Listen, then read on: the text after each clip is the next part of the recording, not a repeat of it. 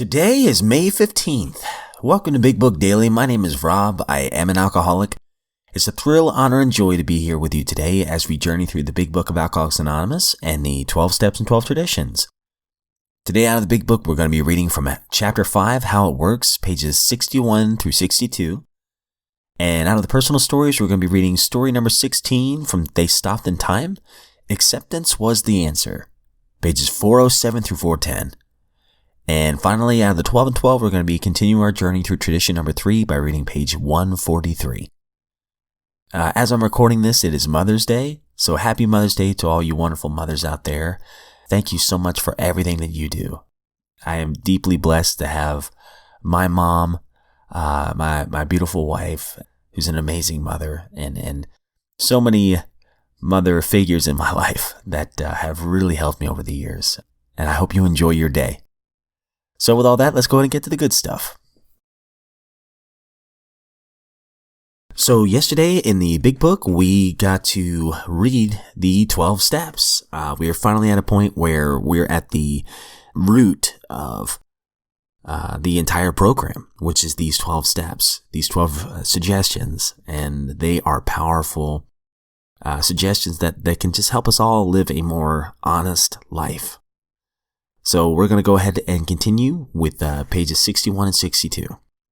Oh, and we left off in a part where we were breaking down step 3 and talking about, how, oftentimes we try to run the show. And when we do that, our serenity is very low and things usually don't work out for us. So we're going to continue that on page 61. What usually happens? The show doesn't come off very well. He begins to think that life doesn't treat him right. He decides to exert himself more. He becomes, on the next occasion, still more demanding or gracious, as the case may be. Still, the play does not suit him. Admitting he may be someone at fault, he's sure that other people are more to blame. He becomes angry, indignant, self-pitying. What is his basic trouble? Is he not really a self-seeker even when trying to be kind? Is he not a victim of the delusion that he can wrest satisfaction and happiness out of his world if he only manages well? Is it not evident to all the rest of the players that these are the things that he wants? And do not his actions make each of them wish to retaliate, snatching all that they can get out of the show? Is he not, even in his best moments, a producer of confusion rather than harmony?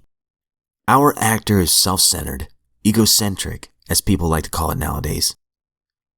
He is like the retired businessman who lolls in the Florida sunshine in the winter complaining of the sad state of the nation. The minister who sighs over the sins of the 20th century. Politicians and reformers who are sure that all would be utopia if the rest of the world would only behave. The outlaw safecracker who thinks society has wronged him. And the alcoholic who has lost all and is locked up. Whatever our protestations, are not most of us concerned with ourselves, our resentments, or our self-pity? Selfishness, self-centeredness, that, we think, is the root of our troubles. Driven by 100 forms of fear, self-delusion, self-seeking, and self-pity, we step on the toes of our fellows and they retaliate. Sometimes they hurt us, seemingly without provocation. But we invariably find that at some time in the past, we have made decisions based on self which later placed us in a position to be hurt. So our troubles, we think, are basically of our own making. They arise out of ourselves, and the alcoholic is an extreme example of self-will run riot, though he usually doesn't think so. Above everything, we alcoholics must rid ourselves of this selfishness. We must, or it kills us. God makes that possible. And there often seems no way of entirely getting rid of self without his aid. Many of us had moral and philosophical convictions galore, but we cannot live up to them even though we would have liked to. Neither could we reduce our self-centeredness much by wishing or trying on our own power. We had to have God's help. This is the how and the why of it. First of all, we had to quit playing God. It didn't work. Next, we decided that hereafter in this drama of life, God was going to be our director. He is the principal. We are his agents. He is the father, and we are his children. Most good ideas are simple, and this concept was the keystone of the new and triumphant arch through which we could pass to freedom. All right, some beautiful stuff here, and some brutally honest stuff as well. We'll come back to this in just a second. We are on our 16th story of Those Who Stopped in Time, and this one's called Acceptance Was the Answer. The physician wasn't hooked, he thought. He just prescribed drugs medically indicated for his many ailments.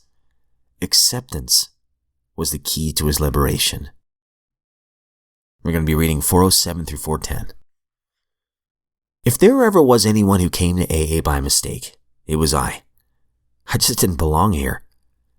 Never in my wildest moments had it occurred to me that I might like to be an alcoholic. Never once had my mother even hinted at the idea that, when I grew up, I might like to be the president of AA. Not only did I not think that being an alcoholic was a good idea, I didn't even feel that I had all that much of a drinking problem. Of course, I had problems, all sorts of problems. If you had my problems, you drink too, was my feeling. My major problems were marital. If you had my wife, you'd drink too. Max and I had been married for 28 years, and I ended up in AA. It started out as a good marriage, but it deteriorated over the years as she progressed through the various stages of qualifying for Al-Anon. At first, she would say, "You don't love me. Why don't you admit it?" Later she'd say, "You don't like me. Why don't you admit it?" And as her disease was reaching the terminal stages, she was screaming, "You hate me. You hate me. Why don't you just admit you hate me?" So I admitted it. I remember very well saying, "There's only one person in the world whose guts I hate worse than yours, and those are my own." She cried a bit and went to bed. That was the only answer to problems that she had left. I cried a bit and then mixed myself another drink. Today, we don't have to live like that anymore. Max hadn't gotten that way because I didn't care. Indeed, it seemed that I cared too much. I had sent her to 4 consecutive psychiatrists, and not one of them had gotten me sober. I also sent my kids to psychiatrists. I remember one time, even the dog had a psychiatric diagnosis. I yelled at Max, "What do you mean the dog needs more love? You tell that dumb cat and dog doctor that he's not a Beverly Hills psychiatrist. All I want to know is why does that dog wet in my lap every time I hold him?" The dog hasn't wet my pants once since I joined AA, and neither have I. The harder I worked with Max, the sicker she got. So when it ended up at a psycho ward, I wasn't all that surprised. But then, when the steel door slammed shut, and she was the one who then went home, I was truly amazed. I had begun to drink in the early years of pharmacy school in order to get some sleep. After going to school all day, working in the family drugstore all evening, and then studying until 1 or 2 in the morning, I would not be able to sleep soundly, with everything I had been studying going around in my head. I would be half asleep and half awake, and in the morning, I'd be both tired and stupid. Then I found the solution. At the end of study time, I'd drink 2 beers, jump in bed, sleep real fast, and wake up smart. I drank all my way through schools and always got honors. And I went through pharmacy school, graduate school, medical school, internship, residency, and specialty training, and finally went into practice. My drinking kept increasing, but I thought it was because my responsibilities were increasing. If you had my responsibilities, if you needed to sleep like I do, you drink too. My drinking took place after work hours. I remember finding myself in the middle of the night in the doctor's parking lot at the local hospital, with 1 foot in the car and 1 foot on the ground, not knowing which was the lead foot. Finding myself hanging up the telephone, then realizing I had gotten out of bed, answered the phone, turned on the light, and carried on a conversation with a patient. I didn't know whether I had told him to rush to the hospital and I'd meet him there, or to take 2 aspirin and call me in the morning. With a problem like that, I couldn't go back to sleep. So I just sit up, watch old Wallace Beery movies on all-night TV, and drink. The longer the drinking continued, the shorter the time the alcohol would keep me asleep.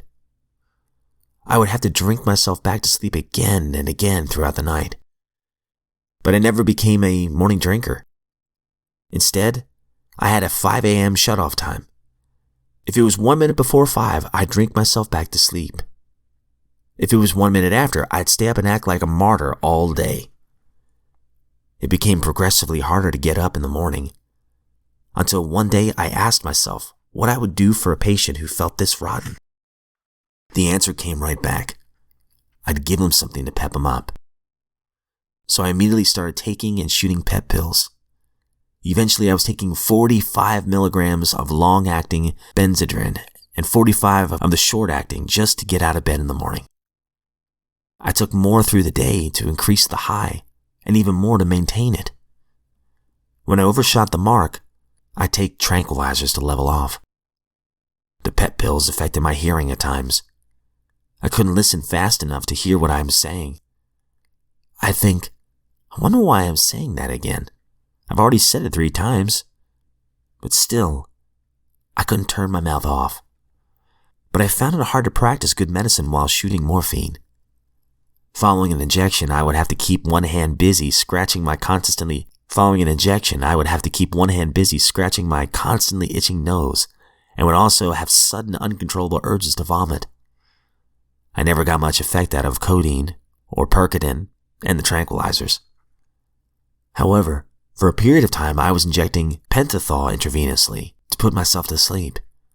That's the stuff you use when the oral surgeon puts a needle in your vein and says, "Count to 10. And before you get to 2, you're asleep. Instant blackout was what it was, and it seemed delightful. I didn't feel that I could lie in bed and squirt the stuff in my veins while my kids and wife stood around watching me. So I kept the drug in my bag, and the bag in the car, and the car in the garage. Luckily, the garage was attached to the house.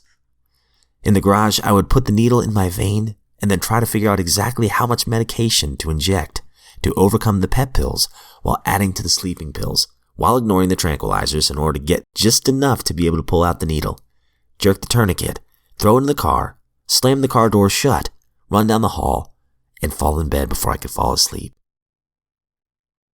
Wow. Some tragic stuff already. I mean, my heart's breaking for this guy. That's all we're going to read in today's personal story. And you can totally see how his life is becoming absolutely unmanageable. Juggling this drug that counteracts this drug to this drug and this drug. But oddly enough, we haven't talked a ton about alcohol yet. And that's coming.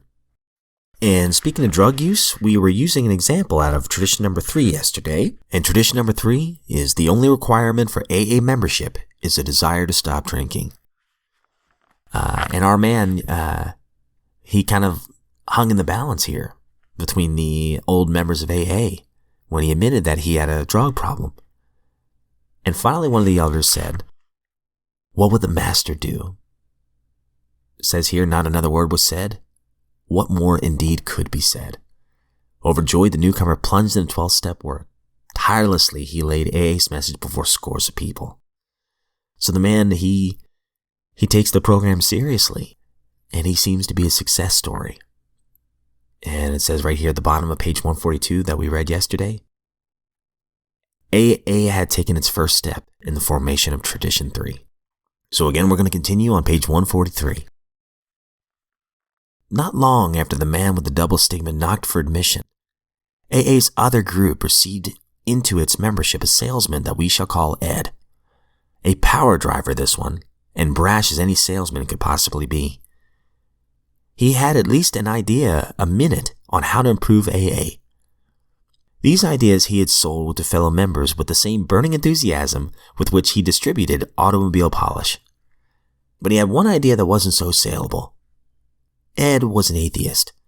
His pet obsession was that AA could get along better without its God nonsense. He browbeat everybody, and everybody expected that he'd soon get drunk.